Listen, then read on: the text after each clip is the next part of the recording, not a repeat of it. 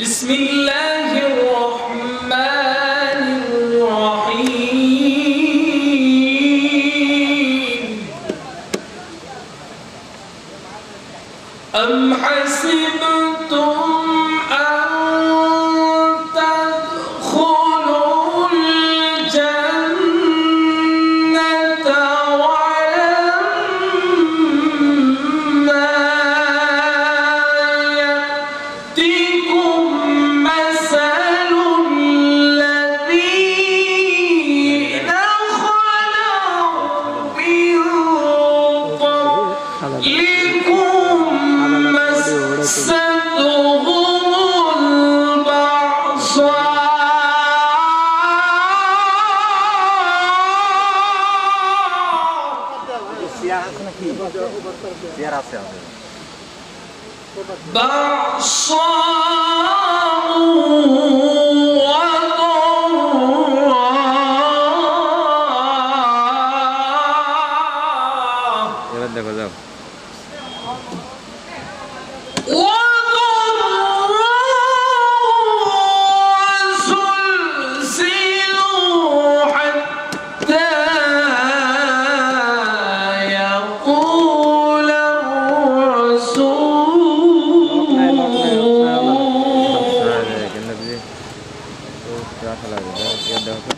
حتى يقول الرسول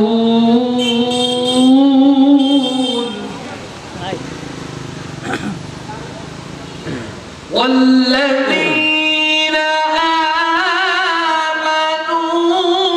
آمنوا معه متى نصر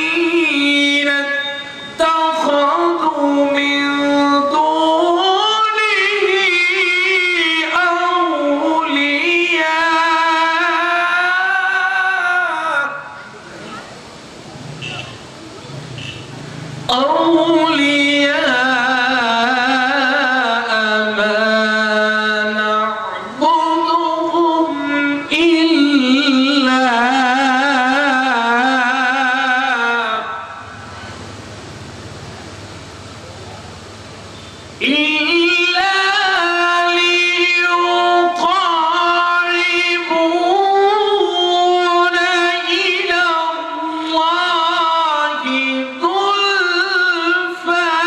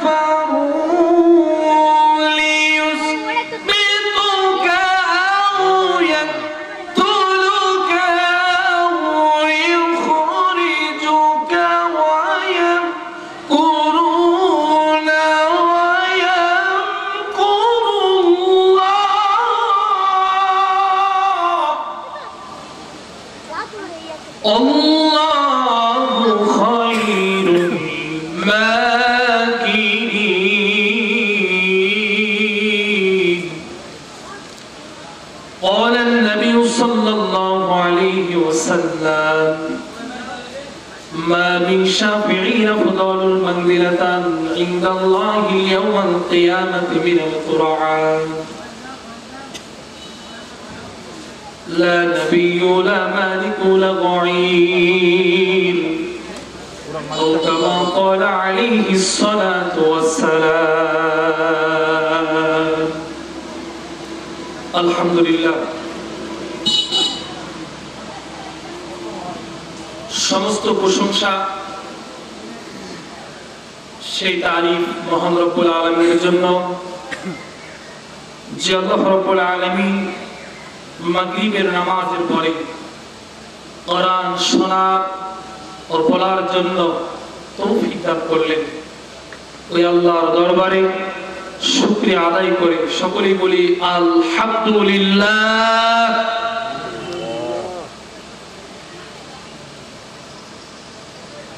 উশাইয়ের হাটরা পূর্বপাড়া জামে মসজিদের উন্নতি কল্পে বিরাট ইসলামী জালসা মহতি জালসার সম্মানিত সভাপতি মাওলানা মোহাম্মদ আমজাদ হোসেন আমির বাংলাদেশ জামাত ইসলামী রায়ঘাটি ইউনিয়ন শাখা, আল্লাহ তাআলা হুজুরকে যেন কোরআনের জন্য ইসলামের জন্য যেন কবুল করে নেয়, আমরা সকলে বলি আমিন। আজকের মাহফিলের সম্মানিত প্রধান অতিথি জনাব মোহাম্মদ ইমাম হাসান শামীম, প্রশাসক ৩ নং রায়ঘাটি ইউপি, আল্লাহ তাআলা তার এই গোলামকে যেন দিনের জন্য কবুল করে নেয়, আমরা সকলেই বলি আমিন। আজকের মাহফিলের প্রধান বক্তা ডক্টর মাওলানা মোহাম্মদ মামুনুর রশিদ, আল্লাহ তাআলা হুজুরকে যেন কোরআনের জন্য ইসলামের জন্য যেন কবুল করে নেয়, আমরা সকলেই বলি আল্লাহুম্মা আমিন। আজকের মাহফিলের দ্বিতীয় বক্তা আপনাদের সুপরিচিত আপনাদের ইমাম সাহেব, যোগ্য ব্যক্তি মাওলানা মোহাম্মদ ইমরান হুসাইন, আল্লাহ তাআলা যেন হুজুরকেও কোরআনের একজন খাদিম হিসেবে যেন কবুল করে নেয়, আমরা সকলেই বলি আল্লাহুম্মা আমিন। আমি আমার আলোচনা শুরুর আগেই এই উশাইর হাটরা এই গ্রামটা কিন্তু একেবারে আমার পরিচিত। এই গ্রামের অধিকাংশ বাড়ি, অনেক বাসাতে আমি নিজে গিয়েছি আপনার, এই প্রত্যেকটা বাসায় থেকে অতিরিক্ত যে মানুষগুলো আছে আপনার, যাদের এই মুহূর্তে কাজ নাই, খানার টাইম নেই, কারণ খানা তো কমসে কম এসার পরে মানুষ খায় সাধারণত। তারা আমি অনুরোধ করতেছি, আপনি যদি আগামীকালকে চেষ্টা করেন যে এখানে আরেকটা তাফসীর মাহফিল করবেন, আপনি কিন্তু করতে পারবেন না। এটা আপনারা বছরে একবার কোরআনের মাহফিল এখানে আয়োজন করেন। এই জন্য অনুরোধ করবো আমার ভাইদেরকে, ভাইরা আমার, হতে পারে এটা আমাদের জীবনের শেষ বয়ান, হতে পারে আলোচনার ভিতরে এমন কিছু যেটাতে যদি আমরা বাস্তব জীবন হয়তো আমল করতে পারি, আমি সহ, হয়তো আমাদের ভাগ্যটা, আমাদের জীবনটা পরিবর্তন হয়ে যেতে পারে। এই জন্য অনুরোধ করব, যাই যেখানে আছেন ঘোরাফেরা না করে মঞ্চের সামনে চলে আসুন। কোরআনের মাহফিল, কোরআনের আলোচনাকে সুন্দর করতে আল্লাহ তাআলা যেন সবাইকে আসার তৌফিক দান করে, আমরা সকলেই বলি আল্লাহুম্মা আমিন। আমার ভাইরা, আমি আপনাদের মাঝে পবিত্র কোরআনুল কারীম থেকে সূরাতুল বাকারার 214 নম্বর আয়াত তেলাওয়াত করেছি।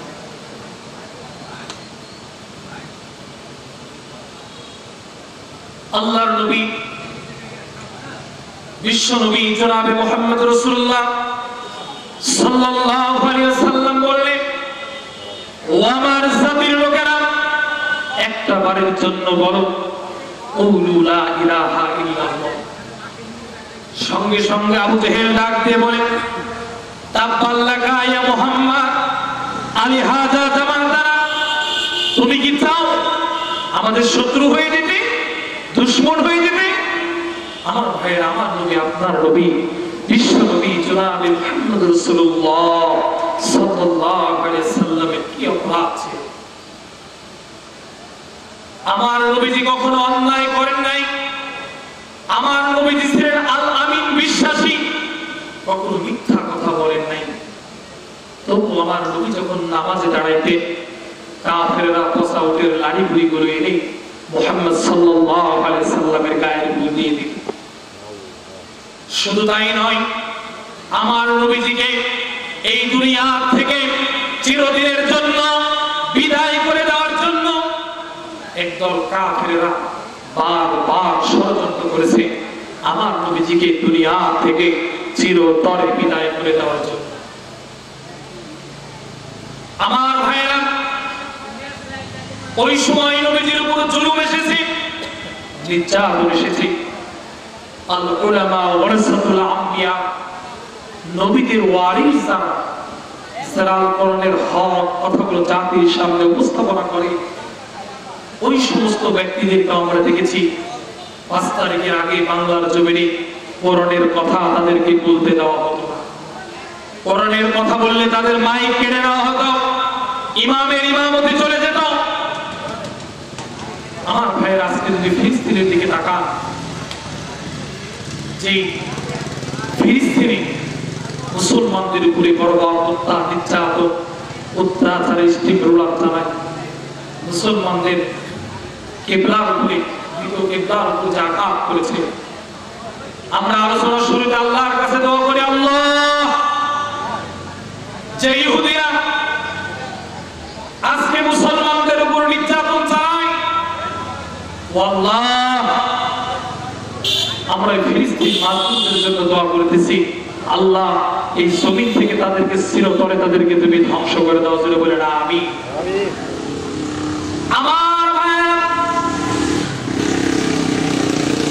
আমার নবী, বিশ্ব নবী জনাব মুহাম্মদুর রাসূলুল্লাহ সাল্লাল্লাহু আলাইহি সাল্লাম যখন বলেছেন, ও আমার জাতির লোকের একটা বারের জন্য বলো লা ইলাহা ইল্লাল্লাহু মুহাম্মাদুর রাসূলুল্লাহ সাল্লাল্লাহু আলাইহি সাল্লাম।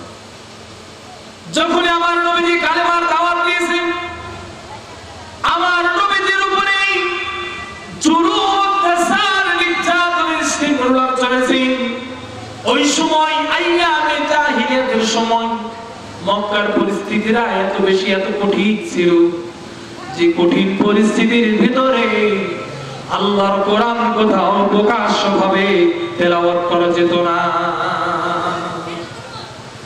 আমার ভাইরা,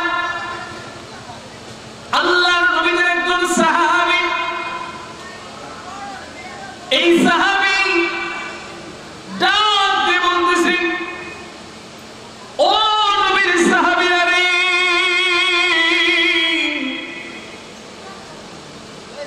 আব্দুল্লাহ ইবনে মাসউদ রাদিয়াল্লাহু তাআলা আনহু নবীর সাহাবীদেরকে ডাক দিয়ে বলতেছে যে আজকে আমি কুরাইশদের সামনে যাইয়া প্রকাশ্যভাবে আল্লাহর কোরআন থেকে আমি তেলাওয়াত করতে চাই।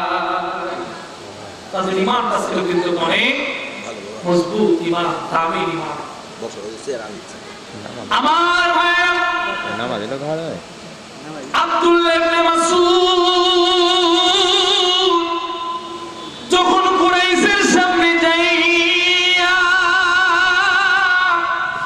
আল্লাহর কোরআন থেকে যখন তেলাওয়াত করে যখন শুরু করে দিলে, এই তেলাওয়াত শুরু করার কারণে আব্দুল্লাহ ইবনে মাসউদ রাদিয়াল্লাহু তাআলা আনহুকে বলা হলো, তুমি যে কোরআন তেলাওয়াত করতেছো, এই কোরআনের তেলাওয়াতটা ছেড়ে দাও। কোরআনের তেলাওয়াতটা যদি তুমি না ছেড়ে দাও, এই দুনিয়া থেকে চিরদিনের জন্য তোমাকে বিদায় করে দেওয়া হবে। তাদের উপরে যখন এইভাবে বলা হলো, আব্দুল্লাহ ইবনে মাসউদ রাদিয়াল্লাহু তাআলা আনহু বলেন যে আমি কুরাইশদের সামনে যে কোরআন তেলাওয়াত করতে চাই। সাহাবায়ে কেরামরা বলতেছেন যে আব্দুল্লাহ ইবনে মাসউদ, তুমি যে কোরআন তেলাওয়াত করতে যাবা, তোমার বাবার তত টাকা পয়সা নাই, তোমার বাবার জনবল শক্তি তত বেশি নাই, তোমাকে তারা নির্যাতন করবে, জুলুম করবে, তার প্রতিবাদ করার মতো কেউ নাই। অতএব তুমি ওইখানে কোরআন তেলাওয়াত করতে যেও। একটু আগে না যাবে আমার ভাইয়েরা, আব্দুল্লাহ ইবনে মাসউদ রাদিয়াল্লাহু তাআলা আনহু যখন কোরআন তেলাওয়াত যখন করছে, এই কোরআন তেলাওয়াত যখন করে, এই কোরআনটা তেলাওয়াত করার কারণে আব্দুল্লাহ ইবনে মাসউদ রাদিয়াল্লাহু তাআলা আনহুর উপর নিষেধাজ্ঞা আসতে লাগলো, এইখানে কোরআন তেলাওয়াত করা যাবে না। আবু জেহেল ওই সময় বলেছিল, وقال الذين كفروا لا تسمعوا لهذا القرآن والغوا فيه لعلكم تغلبون। আওয়াজ দেন কন্যা আল্লাহু আকবার। আমার ভাইরা, আবু জেহেল বলেছিল যেখানে কোরআনের মজলিস হবে, যেখানে কোরআনের আসর হবে, ওই জায়গাগুলোতে হট্টগোল গন্ডগোল বাজায় দাও। আর যদি হট্টগোল গন্ডগোল বাজাইয়া মুসলমানদের ভিতরে যদি হট্টগোল গন্ডগোল না বাজাইতে পারো, মুশরিককালেও মুসলমানদের উপরে জাইলা তোমরা করতে পারবে না। এই কথা কার ছিল? আবু জেহেল কোরআনের বিরোধিতা করেছে। আজ পর্যন্ত তাফসীরুল কোরআন মাহফিল, কোরআনের হক কথা যারা বলতে দেয় না, কোরআনের মাহফিল যারা বন্ধ করে দেয়, তা বুঝতে হবে ওটা নামের মুসলমান, কিন্তু প্রকৃত মুসলমান কখনো কোরআনের আওয়াজ বন্ধ করবে না। কথা কর ঠিক কিনা? আমার ভাইরা, তাদের উপরে বাধা এসেছিল, জুলুম এসেছিল, অত্যাচার এসেছিল, নির্যাতন চলেছে, কিন্তু তারা কোন রকম নির্যাতনের কাছে আপোষ করে না। আসুক না যত বাধা, যত ঝড় সাইক্লোন, রাসূলের পথে মোরা চলবো, এ জীবন বাজি রেখে দিনের নিশান মোরা বাংলার আকাশে উড়াবো। আসুক না যত বাধা, যত ঝড় সাইক্লোন, রাসূলের পথে মোরা চলবো, এ জীবন বাজি রেখে দিনের নিশান মোরা বাংলার আকাশে উড়াবো। মোরা কামানের মুখোমুখি দাঁড়িয়ে, মোরা কামানের মুখোমুখি দাঁড়িয়ে আল্লাহু আকবার বলবো। আসুক না যত বাধা, যত ঝড় সাইক্লোন, রাসূলের পথে মোরা চলবো, এ জীবন বাজি রেখে দিনের নিশান মোরা বাংলার আকাশে উড়াবো। আমার ভাইরা, রাসূল সাল্লাল্লাহু আলাইহি সাল্লামের পথে চলার কারণে তাদের উপর জুলুম, অত্যাচার, নির্যাতনের শৃঙ্খলা চলছে। বাধা যতই আসুক, কিন্তু তারা বাতিলের কাছে মাথা নত করে না। আমার ভাইরা, এইবার যখন আব্দুল্লাহ ইবনে মাসউদের উপরে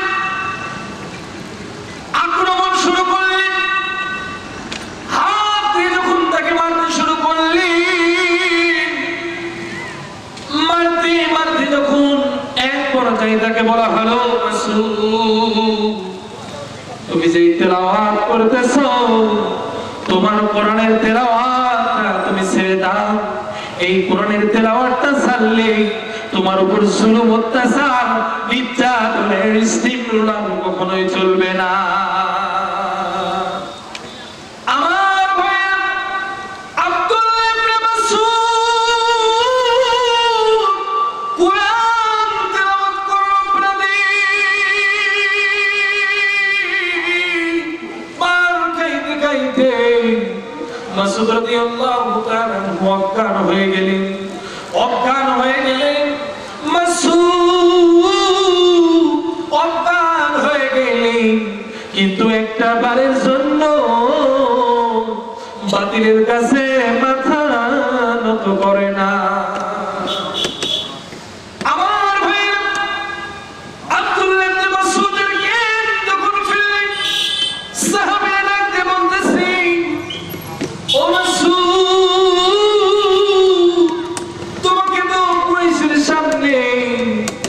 কুরাইশদের সামনে তোমাদেরকে তো এখানে যাওয়ার জন্য আমরা নিষেধ করেছিলাম, ওই জায়গায় নিষেধ করেছিলাম যাওয়ার জন্য নিষেধ করেছিলাম, তুমি ওই জায়গাতে গিয়েছিলাম, ওই জায়গাতে যাওয়ার কারণে তোমার উপরে এত জুলুম অত্যাচার নির্যাতন নিষ্ঠুরতা চলেছে। আব্দুল্লাহ ইবনে মাসউদ জানতে বলেন, নবীজির সাহাবীরা রে, যদি কোরআন তেলাওয়াত করার জন্য আমার জীবনটা যদি চলে যেত, আমি আমার জীবনটা আমি দিয়ে দিতাম, তবু একটা বার আমি বাতিলের কাছে মাথা নত করি না। আমার ভাইরা, তাহলে নবীজির সাহাবী তাদের ঈমানটা এত দামি ঈমান ছিল, তাদের ঈমানটা এত মজবুত যে মজবুতের কারণে তাদের উপরে জুলুম অত্যাচার নির্যাতনের নিষ্ঠুরতা চালানো হয়েছে, কিন্তু তারা বাতিলের কাছে মাথা নত করে না। আমার ভাইরা, আমার নবীজি বিশ্ব নবী জনাবে মুহাম্মদুর রাসূলুল্লাহ সাল্লাল্লাহু আলাইহি সাল্লামের সাহাবাদের ঈমান ছিল অনেক দামি ঈমান। তাদের ঈমানটা এত মজবুত ছিল, তাদের উপর ঈমান আনার কারণে অনেক জুলুম অত্যাচার নির্যাতনের নিষ্ঠুরতা চলেছে, কিন্তু তারা একটা বারের জন্য বাতিলের কাছে মাথা নত কখনো করেন না।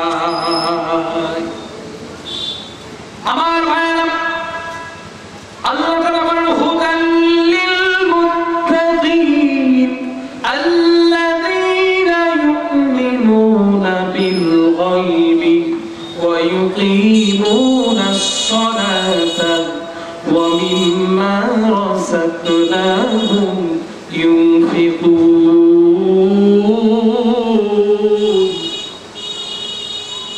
আল্লাহ তাআলা বলেন, কুরআন হেদায়েত দান করে সেই সমস্ত লোকদের যারা মুত্তাকি এবং যারা গায়েবকে বিশ্বাস করে।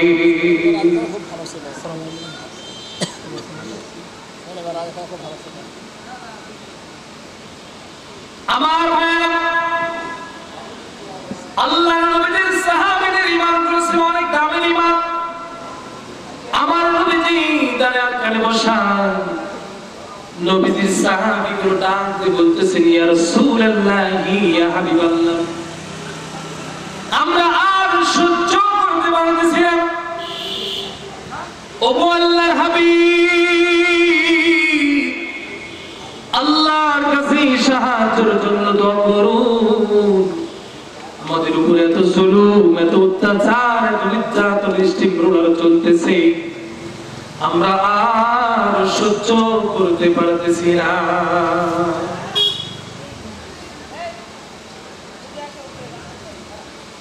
আমার ভাইরা, সাহাবায়ে বলতেছেন, ইয়া রাসূলুল্লাহ, ইয়া হাবিবাল্লাহ, ঈমান আনার কারণে আমাদেরকে কঠিনভাবে আমাদের উপর নির্যাতন চলতেছে।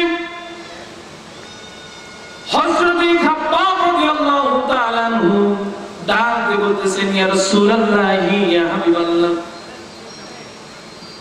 আমার বাসা ছিল ইরাকে, আমি ঈমান আনার কারণে আমার বাড়ি, আমার টাকা পয়সা, আমার যা কিছু ছিল সবগুলো তারা আমার কাছ থেকে নিয়ে নিয়েছে। ইয়া রাসূলুল্লাহ, ইয়া হাবিবাল্লাহ, শুধু ঈমান আনার কারণে আমি লোহার কর্মকার মনিবের কাছে আমি কাজগুলো করি, মাস শেষ হয়ে যায়, মাস শেষ হয়ে যাওয়ার পরে আমি যখন মাসের বেতনগুলো চাই, মাসের বেতনগুলো চাওয়ার সঙ্গে সঙ্গে আমাকে বলা হয়, তোমার মাসের বেতন দেওয়া যাবে না। ইয়া রাসূলুল্লাহ, ইয়া হাবিবাল্লাহ, আমাকে বলতে চান তোমার আল্লাহর নাকি জান্নাত আছে, আমি তোমার আগে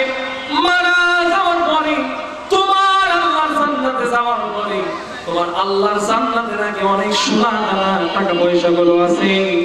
এই সোনা দানা টাকা পয়সা গুলো আমি নিয়ে আইসা তোমার মাসের বেতনটা আমি পরিশোধ করে দিতে চাই। আমার ভাইয়েরা, আল্লাহর নবীর সাহাবী ডাকতে বলে, রাসূলুল্লাহ, যখন আমার মাসের বেতন গুলো দেই না, আমার সামনে হাবুরের আগুন দাও দাও করে হাবুরের আগুন গুলো জ্বলতেছে। এই হাবুরের আগুন গুলো যখন দাও দাও করে যখন জ্বলতেছে, এমন তো সময় আমার বলা হলো, খাব্বাব, তুমি যে ঈমান এনেছো, এই ঈমানটা তোমাকে ছেড়ে দেওয়া লাগবে। এই ঈমানটা যদি তুমি না ছেড়ে দাও, এই ঈমান আনার কারণে এই হাবুরের আগুনের ভিতরে তোমারে পুড়াইয়া এই দুনিয়া থেকে চিরদিনের জন্য বিদায় করে দেওয়া হবে।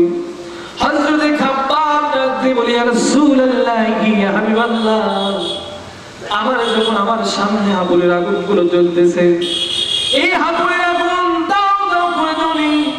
আমার ভাইরা, হাবুরের আগুন কোনো সাধারণ কোনো আগুন নয়। এই আগুন এত ভয়ঙ্কর আগুন যে আগুনের ভিতরে লোহা দিলে লাল টকটকে হয়ে যায়, সিলভার দিয়ে পড়ে যায়। মানুষ সামান্যতম সময় আগুনের উপর স্পর্শ করে থাকতে পারে না। এই আগুন যখন, হাবুরের আগুন তো ভয়ঙ্কর আগুন হয়, দাও দাও করে যখন জ্বলতেছেন, ডাকতে বলতেছি, ইয়া রাসূলুল্লাহ, ইয়া হাবিবাল্লাহ, আমার যখন ওই হাবুরের আগুনের উপরে আমি খাব্বাব, আমার যখন চিৎ করে শোয়াইল, এই চিৎ করে শোয়ানোর কারণে আমার পিঠের চামড়া গুলো পুড়ে যেতে শুরু করলো। আমার শুধু বারবার বলে, তুমি যে ঈমানের কালেমা পড়ছো, কালেমাটা তুমি ছেড়ে দাও, আবারও ফিরে আসো। আমি বলি, না না না না, আমি যে নবীর প্রতি ঈমান আনছি, এই ঈমান আনার কারণে যদি আমার জীবনটা আমার দিয়ে দিতে হয়, আমার জীবন দিয়ে দিতে রাজি। আমি বাতিলের কাছে মাথা নত করতে রাজি নয়। আমার ভাইরা, হযরতে খাব্বাব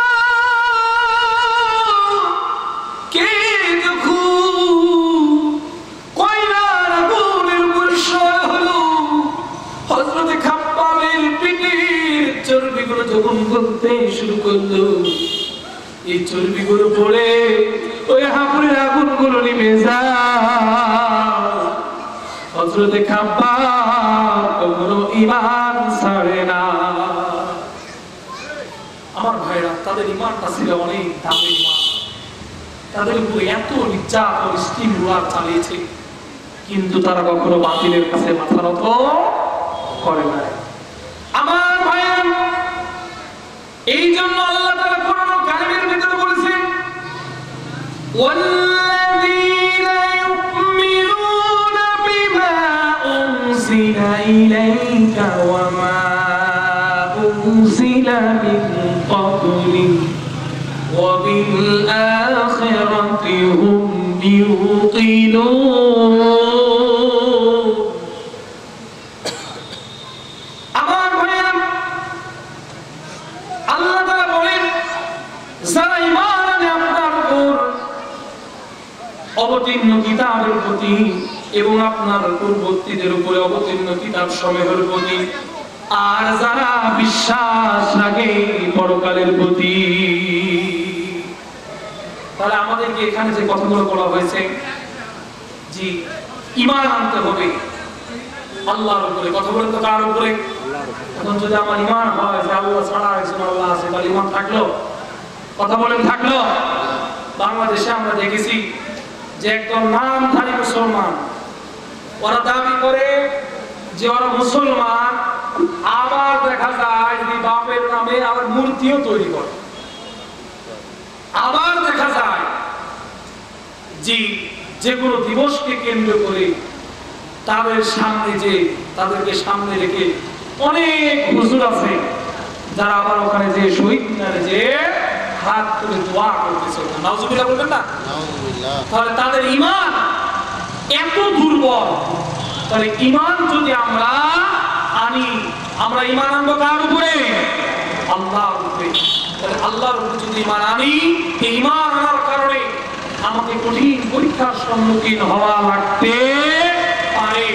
যদি কঠিন সম্মুখীন হতে হয়, তবুও বাতিলের কাছে মাথা নত করা যাবে না। আমার ভাইরা, আল্লাহ তাআলা বলেন, فَمَن يَكْفُرْ بِالطَّاغُوتِ وَيُؤْمِنْ بِاللَّهِ فَقَدِ اسْتَمْسَكَ بِالْعُرْوَةِ الْوُثْقَى لَا انفِصَامَ لَهَا। অথবা তাগুতকে অস্বীকার করে এবং আল্লাহর প্রতি ঈমান আনে।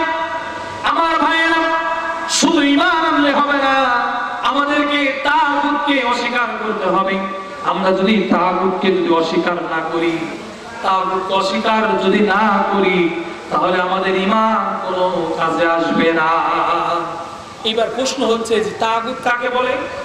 তাগুত হচ্ছে ওইটা যা আল্লাহর আইন বাদ দিয়া মানব রচিত আইন তৈরি করে যারা নিজেরাও চলে, অন্যকে চালাতে চায়, তাকে বলা হয় তাগুতি আইন।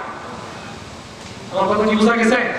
আপনাদের ব্যাখ্যা হয়তো আপনাদের কাছে আরো থাকতে পারে, সব কথা বললাম আপনার যে আল্লাহর আইন বাদ দেয়। এবার বলেন আল্লাহর আইন কাকে বলে?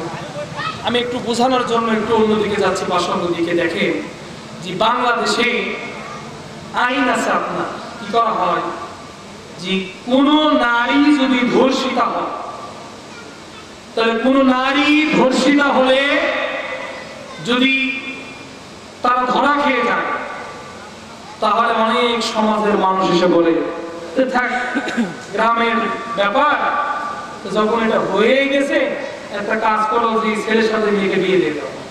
কথা বলে আছে না? আছে না নাই? তাদেরকে বিয়ে দিয়ে দিচ্ছে আপনার। এবং আল্লাহর আইন যেটা, আল্লাহর আইনটা কোথায়?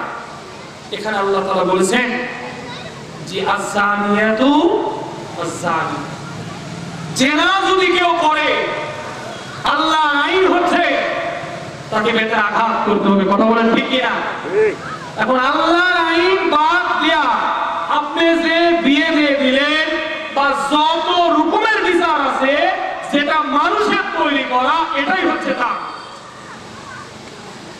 আমার ভাইরা,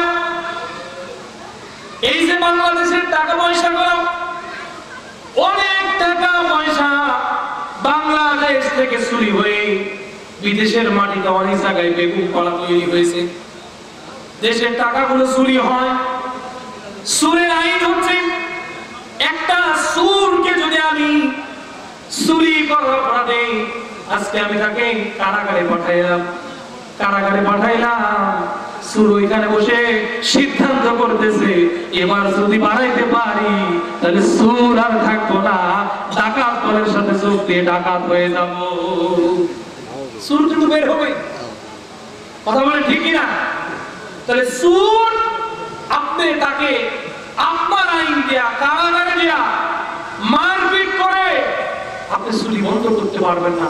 কিন্তু আল্লাহর আইন হচ্ছে কোন সুর যদি চুরি করে, আস-সারিকু ওয়াস-সারিকাত ফাক্তাউ আইদিয়াহুমা, সুর যদি চুরি করে তাহলে সুরের হাত কাটতে হবে। আইনটা কার? আল্লাহর। কথা বলেন আইন কার? এখন আল্লাহর আইন বাদ দিয়ে আমরা সুরের বিচার করি কি? শেষরা সুরা ছিলেন যাই দেখা যাচ্ছে 10 টাকা 20 টাকা বা একটা হাঁস চুরি করছে, সামান্য ছোট ছোট চুর, তাদেরকে আমরা জুতার মালা বলাই দিই। অন্যান্য বিচার সালিশ সবগুলো কিন্তু করা হয়। কিন্তু যদি আজকে আইন থাকতো, যে বাংলাদেশের যদি আল্লাহর আইন থাকতো, আর একজন সরকার প্রধানের পিএস কখনো 400 কোটি টাকার মালিক হতো না। যদি আল্লাহর আইন থাকতো তাহলে কখনো দেশের টাকা অন্য দেশে পাচার হতো না। কথা বলেন ঠিক কিনা? যাকে আমরা ভালো মনে করতাম দরবেশ, যে এক দরবেশ এক ব্যাংক থেকে যত টাকা চুরি করেছে, কিন্তু দেখেন সে জেলে আছে, আরাম এসে কিন্তু আছে। কিন্তু আল্লাহর আইন হচ্ছে যদি একটা হাত তার কাটা হতো, তাহলে সুর কিন্তু যারা ছিল 24 ঘন্টার ভিতরে ওই সুরগুলো সাবধান হয়ে যেত। না, বাংলার জমিনে সংসদ থেকে আল্লাহর কোরআনের আইন পাস হয়েছে, আর চুরি করা যাবে না, চুরি করলে হাত কাটতে হবে। আল্লাহর আইন বাস্তবায়ন করলে বাংলার জমিনে আর একটাও চুর খুঁজে পাওয়া যাবে না। কিন্তু এখানে আমরা নাই। 5 তারিখের আগে যদি ওয়াজ করা হয়, হুজুর যা বলছেন শেষ, এখানেই থামেন, আর বেশি বলা দরকার না। এরকম পরিবেশ আমাদের ছিল। আমার ভাইয়েরা, আমি আলোচনা করতেছিলাম প্রধান বক্তা হিসাবে বড়গাছি একটা গ্রামের মাহফিল 2 দিন ব্যাপী। আমরা সেখানে একটা আলোচনা করার ভিতরে সিরিপ দিয়েছে, হুজুর একটু সাবধানে কথা বলেন, পুলিশ আসছে আপনাকে গ্রেফতার করার কারণে। আমি তো রাজনীতির কোনো কথা বলি নাই। এরকম একটা পরিবেশ আমাদের ছিল। আমার ভাইয়ের, আমি যে বিষয়ে আলোচনা করতেছিলাম, আল্লাহর নবীর সাহাবী হযরত খাব্বাব রাদিয়াল্লাহু তাআলা আনহু নবীজির সামনে কথাগুলো যখন বলতেছিলেন, এই কথাগুলো বলার কারণে হযরত খাব্বাবের মুখে যখন কথাগুলো যখন বলেন, এমন তো সময় হযরত ওমর রাদিয়াল্লাহু তাআলা আনহু ডাক দিয়ে বলতেছেন, ও থানাই খাব্বাব, তুমি যখন কথাগুলো যখন বলো, এই কথাগুলো যখন তুমি বলো, আর মুখের দিকে যখন আমি তাকাই, এই মুখের ভিতরে কোনো স্পষ্ট কথা শুনতে পাওয়া যায় না। তোমার জবান দিয়ে তুমি যে কথাটা বলো, এই কথা একটাও কেন স্পষ্ট শোনা যায় না। হযরত খাব্বাব ডাকতে বলতেছেন, ওমর ভাই, কাটা খায় লবণের ছিটা দিয়ে ঘাগুলো যেমনি জ্বলতে শুরু হয়ে যায়। ওমর ভাই, অতীতের কথাগুলো মনে করাইয়া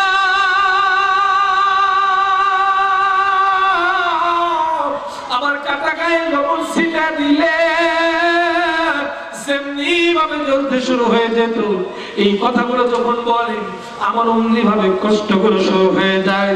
ডাকতে বলো, বড় ভাই, আমি যখন ঈমান আইনা ফেলার কারণে, ঈমান আইনা ফেলার কারণে আমার আবু জেহেলের গুন্ডা বাহিনী দিয়া আমাকে যখন গ্রেফতার করে নিয়ে যাওয়া হলো, আমাকে গ্রেফতার করে নিয়ে যাওয়ার পরে ডাকতে বলে, বড় ভাই, আমার গ্রেফতার করে নিয়ে যাওয়ার পরে আমি ঈমানের কালেমা ছাড়তে রাজি হই না। এই ঈমানের কালেমা ছাড়তে রাজি না হওয়ার কারণে, এই কালেমা না ছাড়ার কারণে আমাকে তারা বলতেই শুরু করলো, টর্চারিং শুরু করে দিল, বলে কালেমাটা ছেড়ে দাও। আমি বললাম, না না, কালেমা ছাড়া যাবে না। এই কালেমা না ছাড়ার কারণে আমার সামনে একটি কয়লার বিছানা নিয়ে এসে হাজির করা হলো। এই কয়লার বিছানাটা যখন নিয়ে আসা হলো, কয়লার বিছানা আমার সামনে যখন দাও দাও করে জ্বলতেছে, হযরত খাব্বাব রাদিয়াল্লাহু তাআলা আনহু বলতেছেন, বড় ভাই, আমাকে বারবার বলা হলো এই কয়লার আগুনের উপরে তোমাকে শোয়ানো হবে। এই কয়লার আগুনের উপর শোয়াইয়া এই দুনিয়া থেকে চিরদিনের জন্য তোমাকে বিদায় করে দেওয়া হবে, তোমাকে বিদায় করে দেওয়া হবে। তুমি যে ঈমান আনছো, এই ঈমানটা তুমি ছেড়ে দাও। আমার ভাইয়েরা, হযরত খাব্বাব ডাকতে বলতেছেন, না না না, এই কয়লার বিছানায় যদি আমার শোনো হয়, এর জন্য যদি আমার জীবনটা চলে যায়, আমি আমার জীবনটা দিয়ে দিব, তবু একটা বারের জন্য আমি বাতিলের কাছে মাথা নত কখনো করব না। আমার ভাইরা, হযরত খাব্বাব রাদিয়াল্লাহু তাআলা আনহু কি ওই কয়লার বিছানার উপরে যখন চিৎ করে যখন শোয়ানো হলো, এই চিৎ করে শোয়ানোর কারণে হযরত খাব্বাব সমস্ত শরীরটা কয়লার বিছানার উপরে, হযরত খাব্বাব জবান দিয়ে আল্লাহকে ডেকে ডেকে বলে, আল্লাহ, বারবার বলে আল্লাহ, আল্লাহকে আল্লাহ বলে ডাকার কারণে হযরত ওমর ভাইকে ডাক দিয়ে বলে, ওমর ভাই, আমি যখন আল্লাহকে আল্লাহ বলে যখন আমি ডাকি, এই আল্লাহ বলে ডাকার কারণে আমার মুখের যখন তা দেখতে পাই, আমি আল্লাহর নাম বারবার ডাকি, এই ডাকার কারণে কয়লার একটি তলা দিয়েছে আমার মুখের ভিতর দিয়ে দেয়, আমি আমার কয়লার মুখের ভিতরে তলা যখন দিয়ে দেয়, আমি আমার জবান দিয়ে আমি আর আল্লাহ রে আল্লাহ বলে ডাকতে পারি না। হযরত ওমরকে ডাকতে বলে, ওমর ভাই, মানুষ সুগন্ধি মাখে, সুগন্ধি আতরগুলো যখন মাখামাখি করে, এই আতরগুলো মাখার কারণে, আতর মাখার কারণে তাদের গা থেকে সুগন্ধ পায়। ওমর ভাই, আমি খাব্বাব, আমি আমার গা থেকে কোন সুগন্ধের গন্ধ পাই না, আমি মানার কারণে আমার গা থেকে আমি গোশত পোড়া গন্ধগুলো পাই। আমার ভাইরা, তারা ঈমান আনার কারণে তাদের উপর অকাট্য জুলুম, নির্যাতন, স্ত্রীকুমার চলেছে, কিন্তু তারা কখনো বাতিলের কাছে মাথা নত করে। আমার ভাইয়ের, এই জন্য আমাদেরকে ঈমান আনতে হবে সাহাবায়ে কেরামদের মতন। আর ঈমান আনার পরে আমাকে তাগুতকে অস্বীকার করতে হবে। আল্লাহ তাআলা বলেন, ওয়ালাকাদ বা'আসনা ফি কুল্লি উম্মাতির রাসূল আন ই'বুদুল্লাহা ওয়াজতানিবুত তাগুত।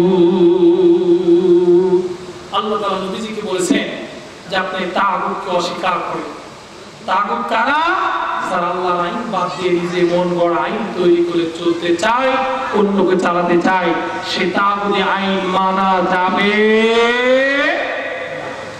আমার ভাই, আল্লাহ তাআলা বলেন, মান আমানা বিল্লাহি ওয়াল ইয়াউমিল আখির ওয়া আমিলা সালিহান ফালাহুম আজরুহুম ইনদা রাব্বিহিম ولا خوف عليهم ولا هم يحزنون أوصدقنا الله أكبر যারা ঈমান আনে আমার ভাইরা, আল্লাহ তাআলা আয়াতের ভিতর বলেন যারা ঈমান আনে আল্লাহর প্রতি এবং পরকালের প্রতি আর নেক আমল করে, তাদের রবের নিকট থেকে তাদের জন্য রয়েছে পুরস্কার, আর তাদের কোনো ভয় নাই, তাদের কোনো চিন্তাও নেই। যারা ঈমান এনেছে তাদের কোনো কি নাই, ভয় নাই, কোনো টেনশন নেই এবং কোনো চিন্তাও নেই। আমার ভাই, আল্লাহ তাআলা আরো বলেছেন, কুল আমানা বিল্লাহি ওয়া মালাইকাতিহি ওয়া কুতুবিহি ওয়া রাসূলিহি। এরা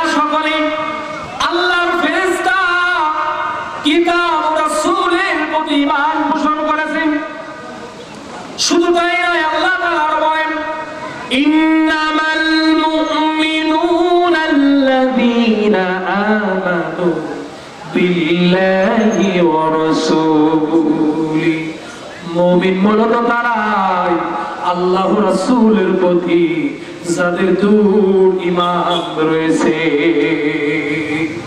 আল্লাহ তাআলা বলেন ফাআমিনু বিল্লাহি ওয়া রাসূলিহি ওয়া নূরিল্লাযী আনজালনা। আল্লাহ তাআলা বলেন ঈমান আনো আল্লাহ ও রাসূলের প্রতি এবং আমার অবতীর্ণ নূরের প্রতি। আল্লাহ তাআলা আরো বলেন ইন্নাল্লাযীনা লা ইউমিনুনা বিল আখিরাতি যায়্যানা লাহুম আ'মালাহুম ফাহুম ইয়া'মালুন।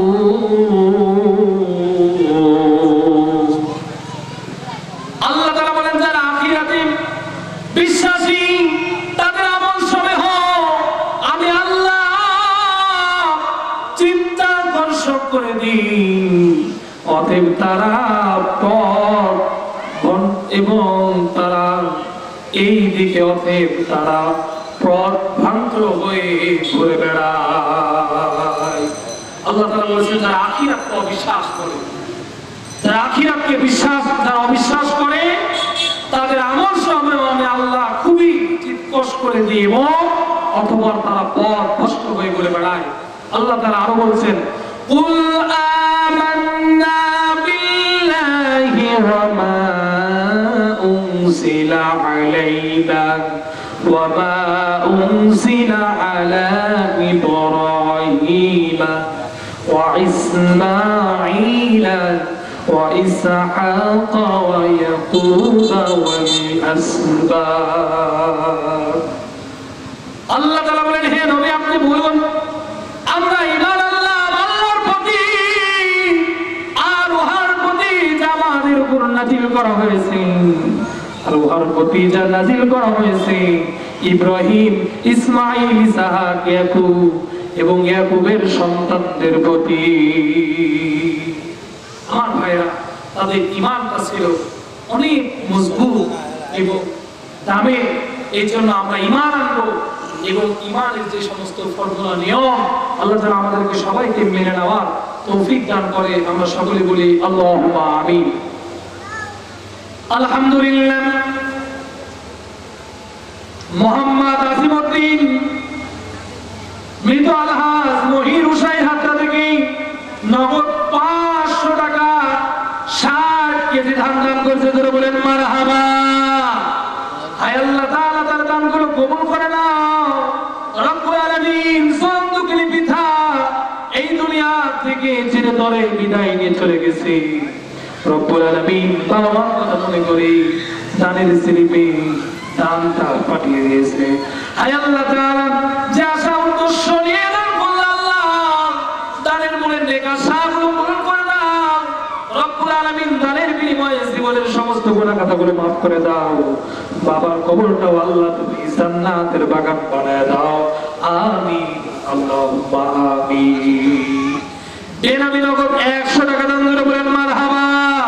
আল্লাহ তাআলা দানগুলো কবুল করে নাও রব্বুল আলামিন। যা সব উদ্দেশ্য নিয়ে দান করছে মনের নেক আশাগুলো পূরণ করে দাও আল্লাহ। যারা দান করতেছে তাদের জীবনের সব গুনাহগুলো তুমি maaf করে দাও। যাদের আব্বা আম্মা দুনিয়া ছেড়ে বিদায় নিয়ে চলে গেছে আল্লাহ দানের বিনিময়ে বাবা মার কবরের আযাবগুলো তুমি maaf করে দাও।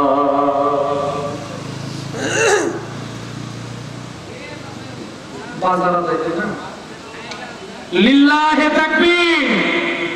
আজকের মাহফিলে বাজার আদায় নগদ 3045 টাকা। ধরে বলেন মারহাবা। আল্লাহ তাআলা আজকে যে বাজারের দোকানদার ভাইরা দান করেছেন আল্লাহ তাদের এই দানগুলো তুমি কবুল আর মঞ্জুর করে নাও।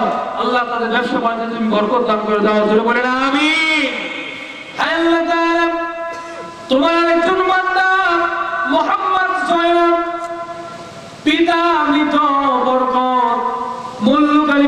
আল্লাহ নগদ 100 টাকার ধান 10 কেজি দান করেছে। রব্বুল আলামিন এই তানবীর ব্যক্তির বাবা এই দুনিয়া ছাড়িয়া চিরদিনের জন্য বিদায় নিয়ে চলে গেছে। আল্লাহ গো, এই দানের বিনিময় হলেও জীবনের সব গুনাহ খাতাগুলো তুমি মাফ করে দাও। ও আল্লাহ, নামাজের দানের বিনিময়ে এই দানবীরকে 5 ওয়াক্ত নামাজ হিসেবে তুমি কবুল আর মঞ্জুর করে নাও। আমিন, আল্লাহুম্মা আমিন। লিল্লাহি তাকবীর। বেনামী নগদ 1000 টাকা দান করে বলেন মারহাবা। আর জোরে বলেন মারহাবা। হায় আল্লাহ তাআলা বেনামী 1000 টাকা দান করেছে। হায় আল্লাহ তাআলা যা উদ্দেশ্য নিয়ে দান করেছে তার মনের নেক আশাগুলো পূরণ করে দাও রব্বুল আলামিন। জানি না বাবা মা দুনিয়ায় জীবিত আছে কিনা গো আল্লাহ। বাবা মা যদি দুনিয়া ছেড়ে চিরদিনের জন্য যদি বিদায় নিয়ে চলে যায়, এই দানের বিনিময়ে বাবা মার কবরের আযাবগুলো তুমি মাফ করে দিয়া ও আল্লাহ জান্নাতের ব্যবস্থা করে দাও। বাবা মা যদি দুনিয়ায় জীবিত থাকে আল্লাহ হায়াতে তাইয়্যিবা দান করে দাও, অসুস্থ থাকলে সুস্থতা দান করে দাও। আমিন, আল্লাহুম্মা আমিন। আয় আল্লাহ তাআলা, আমার ভাইরা আমি অনুরোধ করে বলতে চাই, অনেকের মা চরম দুঃখিনী মা, যেই মা 10 মাস 10 দিন গর্ভে ধারণ করলো, এই যে কিছুদিন আগে কয়েকদিন আগে আমাদের মাঝ থেকে দিন ভিতর বিদায় নিয়ে চলে গেল। সেই মা আমার ঈদের নতুন পোশাক পরে দিত, সেই মা নিজে পোশাকটা কিনিয়া আমার নতুন পোশাকটা কিনে দিত। সেই বাবা আমাদের সুন্নাত টাকা পয়সা খরচ করে ঈদ করত। আমার ভাইরা, ওই চরম দুঃখিনী মার জন্য তুমি 1000 টাকা দান করো, ওই বাবার জন্য 1000 টাকা দান করো। হতে পারে এমন এই দানের উসিলায় আল্লাহ বাবা মার কবরের আযাবগুলো মাফ করে দিবে। আমার ভাইরা, এই জন্য বাবার জন্য দানগুলো বেশি বেশি করে করবেন। আল্লাহ তোমার আরেকজন বান্দা মোহাম্মদ আনোয়ারুল ইসলাম মৃত আইনুদ্দিন বিহাট্টা থেকে নগদ 500 টাকা দান করেছে। যেরকম মারহাবা। আল্লাহ তাআলা তুমি আমার ভাইয়ের দানগুলো কবুল করে নাও রব্বুল আলামিন। যারা উদ্দেশ্য নিয়ে দান করছে তার দানগুলোকে তুমি কবুল করে নাও। দানের বিনিময়ে আল্লাহ জীবনের গুনাহগুলো তুমি মাফ করে দাও। আল্লাহ 5 ওয়াক্ত নামাজ হিসেবে কবুল আর মঞ্জুর করে নাও।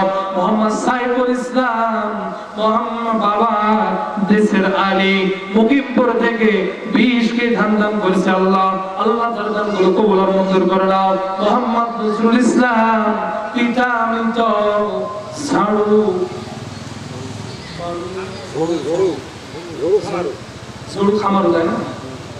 খামারু উসাইর পূর্ব পাড়া থেকে 40 কেজি ধান, বাকি 1000 টাকা দান করে বলেন মারহাবা। আর জোরে বলেন মারহাবা। আয় আল্লাহ তাআলা, এই দানগুলোকে তুমি কবুল করে নাও। আল্লাহ তানবীরের বাবা এই দুনিয়া ছেড়ে বিদায় নিয়ে চলে গেছে। আল্লাহ, এই দানবীরের বাবার কবর আযাবগুলোকে তুমি মাফ করে দাও। আল্লাহ তাআলা এই দানবীর ব্যক্তিকে তুমি 5 ওয়াক্ত নামাজি বানায় নাও। আলহাজ মোহাম্মদ আব্দুল হামিদ বিহাট্টা থেকে 20 কে দান করেছে। আল্লাহ তুমি হাজী সাহেবকে সুস্থতা দান করে দাও রব্বুল আলামিন। হাজী সাহেবের বাবা মা দুনিয়া ছেড়ে বিদায় নিয়ে চলে গেছে। আল্লাহ তার বাবা মার কবরগুলো তুমি জান্নাতের বাগান বানায় দাও। আল্লাহ যাই যে আশা নিয়ে দান করতেছে মনের নেক আশাগুলো পূরণ করে দাও। 5 ওয়াক্ত নামাজি বানায় দাও। দানের বিনিময়ে আল্লাহ জীবনের সব গুনাহগুলো তুমি মাফ করে দাও। মোহাম্মদ আমিনুল ইসলাম মৃত আসিরউদ্দিন, আয় আল্লাহ তাআলা খুব একটা পরিচিত মুখ রব্বুল আলামিন। এই উসাইর হাটটা যখন প্রথম কোরআন শিক্ষার জন্য এখানে এসেছিলাম, আল্লাহ তাআলা কোরআনের ক্লাসের ছাত্র ছিল গো আল্লাহ, আজ দুনিয়াতে নাই। আমিনুল ভাই আব্বা দুনিয়া ছেড়ে বিদায় নিয়ে চলে গেছে। আল্লাহ, জানি না কবরের ভিতরে কি আছে। আল্লাহ, এই হাজী সাহেবের জীবনের গুনাহ খাতাগুলো তুমি মাফ করে দাও, কবরের আযাবগুলো মাফ করে দাও। আল্লাহ জান্নাতুল ফেরদাউস হিসেবে কবুল করে নাও। রব্বুল আলামিন 20 কেজি তার সন্তান দান করেছে, আল্লাহ দানগুলো কবুল করে নাও। দানের বিনিময় হলো আল্লাহ হাজী সাহেবের কবর আযাবগুলো তুমি মাফ করে দাও, আমিন আল্লাহুম্মা আমিন। মুহাম্মদ আলতাফ মৃদু সামরারি খামারপাড়া থেকে আল্লাহ তাআলা 10 কেজি দান করেছে। আল্লাহ আলতাফ ভাইয়ের বাবা দুনিয়া ছেড়ে বিদায় নিয়ে চলে গেছে। আল্লাহ আলতাফ ভাইয়ের একে তুমি 5 ওয়াক্ত নামাজি বানায় নাও। আল্লাহ বাবা দুনিয়া থেকে বিদায় নিয়ে চলে গেছে। আল্লাহ বাবার কবরটা তুমি জান্নাতুল ফেরদাউস হিসেবে কবুল করে নাও, আমিন আল্লাহুম্মা আমিন। পানি পানি মোহাম্মদ আব্দুল খানি পিতা মৃত আলেম আল্লাহ তাআলা কোল থেকে 10 কেজি দান করেছেন। আল্লাহ তাআলা খালিদ ভাইয়ের বাবা দুনিয়া ছেড়ে বিদায় নিয়ে চলে গেছে। আল্লাহ তার বাবার জীবনের গুনাহগুলো মাফ করে দিয়া তার বাবার কবরটা তুমি জান্নাতের বাগান বানায় দাও, আমিন আল্লাহুম্মা আমিন। আয় আল্লাহ তাআলা তোমার একজন বান্দা মোহাম্মদ নাদের লাউ ইস্তিগাসে আল্লাহ নগদ 200 টাকা করলো দেন। ও আল্লাহ 200 টাকা নয় 2 লক্ষ টাকা সমপরিমাণ তার আমলনামায় দান করে দাও। রব্বুল আলামিন যাশা উদ্দেশ্য নিদান করেছে তার দানগুলো কবুল করে দাও, ইহকালে শান্তি পরকালে মুক্তি দান করে দাও। হে আল্লাহ বাবা মা যদি দুনিয়ায় জীবিত থাকে হায়াতে তয়্যিবা দান করে দাও, অসুস্থ থাকলে আল্লাহ তুমি সুস্থতা দান করে দাও, আমিন আল্লাহুম্মা আমিন। মুহাম্মদ ইয়াকুব পিতা মৃত মাকি মুকিমপুর থেকে নগদ 100 টাকা 10 কেজি দান করেছে। আল্লাহ ইয়াকুব ভাই আব্বা দুনিয়া ছেড়ে বিদায় নিয়ে চলে গেছে। রব্বুল আলামিন তার বাবার কবর আযাবগুলো মাফ করে দিয়া এই দানের বিনিময়ে বাবার কবরটা তুমি জান্নাতের বাগান বানায় দাও। আল্লাহ ইয়াকুব ভাইকে 5 ওয়াক্ত নামাজ হিসাবে কবুল করে নাও। অসুস্থ যদি থাকে আল্লাহ তুমি সুস্থতা দান করে দাও, খেতে খামারে তুমি বরকত দান করে দাও, আমিন আল্লাহুম্মা আমিন। মুহাম্মদ নজরুল ইসলাম মৃত আব্দুর রশিদ হাটরা থেকে দান করেছে 20 কেজি। আল্লাহ যাশা উদ্দেশ্যে দান করেছে তার দানগুলো কবুল আর মঞ্জুর করে দাও, ইহকালে শান্তি পরকালে মুক্তি দান করে দাও। আল্লাহ তার বিনিময়ে জীবনের গুনাহ খাতাগুলোকে তুমি মাফ করে দাও, আমিন আল্লাহুম্মা আমিন। মুহাম্মদ থেকে মৃত এবং হাটরা দমদমা থেকে আল্লাহ মসজিদ ঘরের জন্য 10 কেজি দান করেছে। রব্বুল আলামিন সিকান্দার ভাই আব্বা দুনিয়া ছেড়ে বিদায় নিয়ে চলে গেছে। আল্লাহ জানি না কবরের ভিতরে তার বাবা কি হালতে আছে। ও আল্লাহ তার বাবার কবরটা তুমি জান্নাতের বাগান বানায় দাও। আল্লাহ সিকান্দার চাচাকে 5 ওয়াক্ত নামাজি বানায় দাও। অসুস্থ মানুষ থাকলে আল্লাহ তুমি সুস্থতা দান করে দাও, আমিন আল্লাহুম্মা আমিন। মুহাম্মদ সাইদ মৃত রহমান বিহাট্টা থেকে নগদ 500 টাকা দান করেছে। জোরে বলেন মারহাবা, আর জোরে বলেন মারহাবা। হে আল্লাহ তাআলা সাইদ ভাইকে তুমি 5 ওয়াক্ত নামাজ হিসেবে কবুল করে নাও। রব্বুল আলামিন জরম দুঃখিনী বাবা দুনিয়া ছেড়ে বিদায় নিয়ে চলে গেছে। আল্লাহ সাইদ ভাইয়ের বাবার কবরটা তুমি জান্নাতের বাগান বানায় দাও।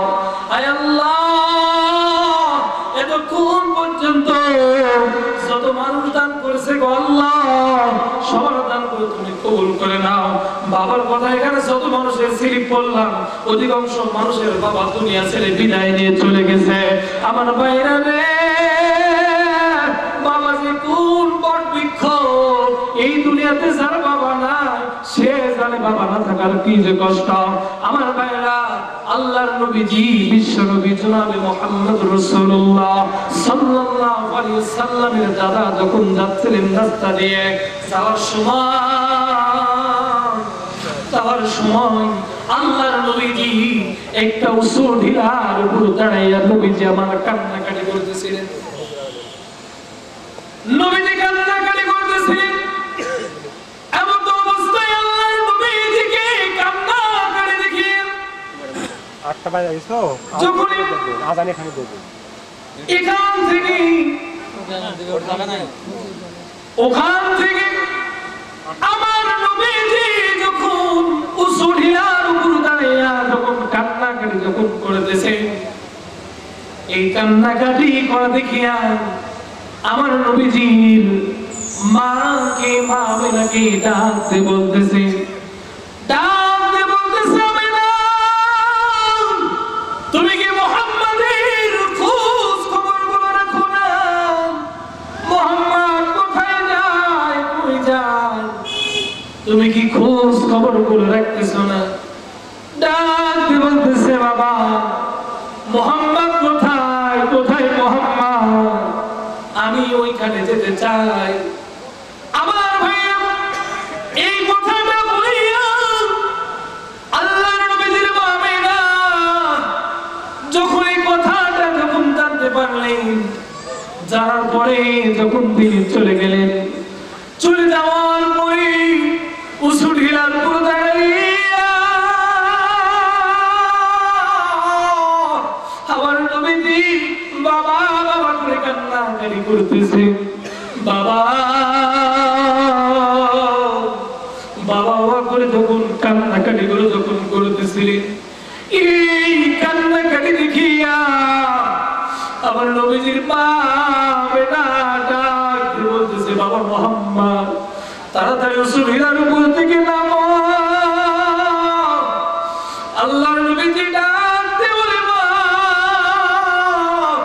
আমি যখন বৈকাল বেলা খেলতে যাই, আমি দেখি সবার বাবা এসে সবাইকে কুলে তুলে আদর করে দেয়। ও মা, আমার বাবা কি না, আমার একটু কুলে তুলে আদর করে নিবি।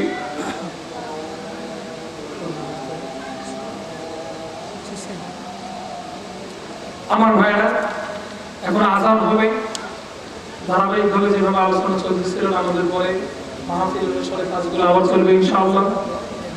নামাজের পরে আবারও মাহফিলের কাজ যখন শুরু হতো, এখন আজান হবে, আজানের পর নামাজ হবে, আপনার নামাজে উপস্থিত হবেন ইনশাআল্লাহ। আসসালামু আলাইকুম ওয়া রাহমাতুল্লাহ।